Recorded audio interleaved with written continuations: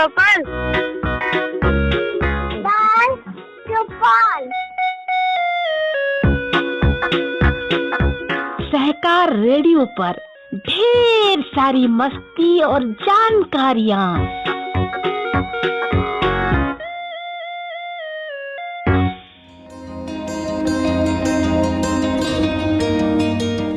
Hello बच्चों, सहकार radio के कार्यक्रम बाल चौपाल में आज आपके साथ हूँ मैं, आपकी स्वाति दीदी। आज आप सुनेंगे प्रेमचंद की लिखी एक कहानी जिसका शीर्षक है शेर और लड़का। तो कहानी कौन सी है, इसमें कौन कौन से पात्र हैं, ये बताने के लिए सीधा आपको ले चलती हूँ कहानी की ओर। आप सुने और खुद पता लगाएं।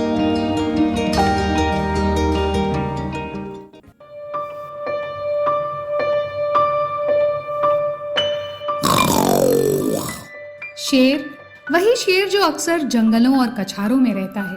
कभी कभी वो जंगलों के आसपास के गांव में आ जाता है और आदमी और जानवरों को उठा ले जाता है। कभी कभी उन जानवरों को मार कर खा जाता है जो जंगलों में चरने आया करते हैं। तो थोड़े दिनों पहले की बात है। एक चरवाहे का लड़का गाय बैलों को लेकर जंगल में गया और उन्हें जंगल में छोड़कर खुद एक झरने के किनारे मछलियों का शिकार खेलने लगा। जब शाम होने को आई तो उसने अपने जानवरों को इकट्ठा किया, मगर एक गाय का पता न था। उसने इधर उधर दौड़ धूप की, मगर गाय का पता न चला। बेचारा बहुत घबराया कि अब मालिक मुझे जीता न छोड़ेंगे। लेकिन उस वक्त ढूंढने का मौका न था, क्योंकि फिर बाकी जानवर इधर उधर हो सकते थे। इसलिए वो उन्हें लेकर घर लौटा और उन्हें बड़े बाड़े में बांधकर बिना किसी से कुछ कहे हुए गाय की तलाश में निकल पड़ा। उस छोटे लड़के की हिम्मत तो देखो। अंधेरा हो रहा है, चारों तरफ सन्नाटा छाया हुआ है, जंगल भाएं भाएं कर रहा है, गीदड़ों का हौवाना सुनाई दे रहा है और वो बेखौफ जंगल में बढ़ता चला जा रहा है। कुछ देर तक तो वो गाय को ढूंढता रहा, लेकिन जब और अंधेरा हो गया तो उसको डर लगने लगा। जंगल में अच्छे अच्छे आदमी डर जाते हैं, उस छोटे से बच्चे का कहना ही क्या। मगर जाए कहाँ। जब कुछ न सूझी तो एक ऊंचे पेड़ पर चढ़ गया और उसी पर रात काटने की ठान ली। उसने पक्का इरादा कर लिया था कि बगैर गाय को लिए घर न लौटूंगा। दिन भर का थका मांदा तो था ही। फौरन नींद आ गई। नींद चारपाई और बिछावन ही ढूंढती। अचानक पेड़ इतनी जोर से हिलने लगा कि उसकी नींद खुल गई। वो गिरते गिरते बचा। सोचने लगा कि पेड़ कौन हिला रहा है। आंखें मलकर नीचे की तरफ देखा तो उसके तो रोंगटे खड़े हो गए। एक शेर पेड़ के नीचे खड़ा उसकी तरफ ललचाई हुई आंखों से घूर रहा था। उसकी तो जान सूख गई। वो दोनों हाथों से डाल से चिपट गया। नींद भाग गई। कई घंटे गुजर गए पर शेर वहां से जरा सा भी न हिला। वो बार बार घूर रहा था और उछल उछल कर लड़के को पकड़ने की कोशिश करता। कभी कभी तो वो लड़के के इतने नजदीक आ जाता कि लड़का जोर से चिल्ला उठता। रात ज्यों त्यों करके कटी। सवेरा हुआ। लड़के को कुछ भरोसा हुआ कि शायद शेर उसको छोड़कर चला जाएगा, मगर शेर था कि हिलने का नाम तक नहीं लेता था। सारे दिन वो उसी पेड़ के नीचे बैठा रहा। शिकार सामने देखकर कहाँ जाता। पेड़ पर बैठे बैठे लड़के की देह अकड़ गई थी। भूख के मारे बुरा हाल था, मगर शेर था कि वहां से जौ भर भी ना हटता था। उस जगह से थोड़ी ही सी दूर पर एक छोटा सा झरना था। शेर कभी कभी उसकी तरफ ताकने लगता था। लड़के ने सोचा कि शेर प्यासा है, तो उसे कुछ आस बंधी कि जैसे ही वो पानी पीने जाएगा मैं यहाँ से खिसक लूंगा। आखिर को शेर उधर चला। लड़का पेड़ पर से उतरने की फिक्र कर ही रहा था कि शेर पानी पीकर लौट आया।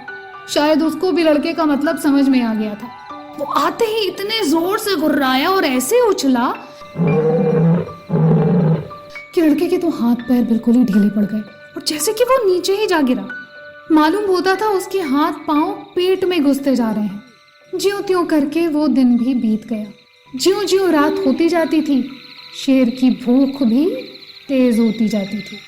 शायद उसे ये सोच सोच कर गुस्सा आ रहा था कि खाने की चीज सामने रखी है और मैं 2 दिन से भूखा बैठा हूँ। क्या आज भी एकादशी रहेगी? वो रात भी ताकते ही बीत गई। तीसरा दिन भी निकल आया। मारे भूख के लड़के की आंखों में तितलियां सी उड़ने लगी। डाल पर बैठना भी उसे मुश्किल मालूम होता था। कभी कभी तो उसके जी में आता कि शेर मुझे पकड़ कर ले जाए और खा ले। उसने हाथ जोड़कर ईश्वर से प्रार्थना की, हे भगवान, क्या तुम मुझ गरीब पर तनिक भी दया न करोगे? उधर शेर को भी थकावट मालूम हो रही थी। बैठे बैठे उसका भी जी उब गया था।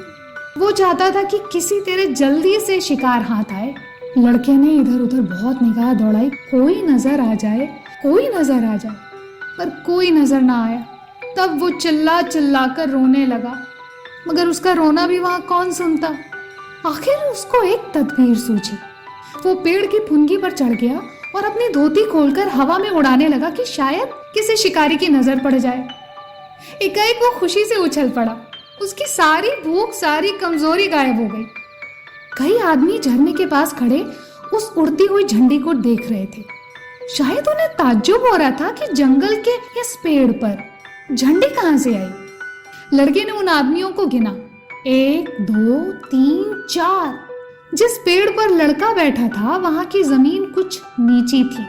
उसे ख्याल आया कि अगर वे लोग मुझे देख भी लें तो उनको ये कैसे मालूम होगा कि इसके नीचे 3 दिन का भूखा शेर बैठा हुआ है। अगर मैं उन्हें होशियार न कर दूं तो ये दुष्ट किसी न किसी को जरूर चट कर जाएगा। ये सोचकर वो पूरी ताकत से चिल्लाने लगा। उसकी आवाज सुनते ही वो लोग रुक गए और अपनी अपनी बंदूकें संभालकर उसकी तरफ ताकने लगे। लड़के ने चिल्लाकर कहा, होशियार रहो, होशियार रहो, इस पेड़ के नीचे एक शेर बैठा हुआ है। शेर का नाम सुनते ही वे सब संभल गए। चटपट बंदूकों में गोलियां भरी और चौकन्ने होकर आगे बढ़ने लगे। शेर को क्या खबर कि नीचे क्या हो रहा है। वो तो अपने शिकार की ताक में घात लगाए बैठा था। यकायक पैरों की आहट पाते ही वो चौंक उठा और उन चारों आदमियों को एक टोले की आड़ में देखा। फिर क्या कहना था, उसे तो मुंह मांगी मुराद मिल गई। भूख में सब्र कहां। वो इतने जोर से गरजा, इतने जोर से गरजा कि सारा जंगल हिल गया और उन आदमियों की तरफ उसने जोर से एक छलांग मारी। लेकिन वो लोग पहले से ही तैयार थे। चारों ने एक साथ गोली चलाई। चिड़ियां पेड़ों से उड़ उड़ कर भागने लगी। लड़के ने नीचे देखा, शेर जमीन पर गिर पड़ा था। वो एक बार फिर उछला और फिर गिर पड़ा। फिर वो हिला तक नहीं। लड़के की खुशी का क्या पूछना, भूख प्यास का नाम तक न था। चटपट पेड़ से उतरा तो देखा सामने उसका मालिक खड़ा है। वो रोता हुआ उसके पैरों पर गिर पड़ा। मालिक ने उसे उठाकर छाती से लगा लिया और बोला, क्या तू 3 दिन से इसी पेड़ पर था? लड़के ने कहा, हाँ, उतरता कैसे, शेर तो नीचे बैठा हुआ था। अरे, हम लोगों ने समझा था कि किसी शेर ने तुझे मारकर खा लिया होगा। हम चारों आदमी 3 दिन से तुझे ढूंढ रहे हैं। तूने हमसे कहा तक नहीं और निकल पड़ा। तो लड़के ने कहा, मैं डरता था, गाय जो खोई थी। दोनों ने कहा, अरे पागल, गाय तो उसी दिन आप ही चली आई थी। भूख प्यास से शक्ति तक न रहने पर भी लड़का हंस पड़ा और उसके साथ बाकी सब के सब। तो बच्चों, आपको ये कहानी कैसी लगी कमेंट बॉक्स में लिखकर हमें जरूर बताइएगा। अधिक जानकारी के लिए हमारी वेबसाइट सहकाररेडियो.com देखें। तो आज के लिए बस इतना ही। अगले हफ्ते ऐसे ही किसी और रोचक कार्यक्रम के साथ फिर मिलेंगे। तब तक के लिए दीजिए अनुमति मुझे, यानी आपकी स्वाति दीदी को। बाय बच्चों।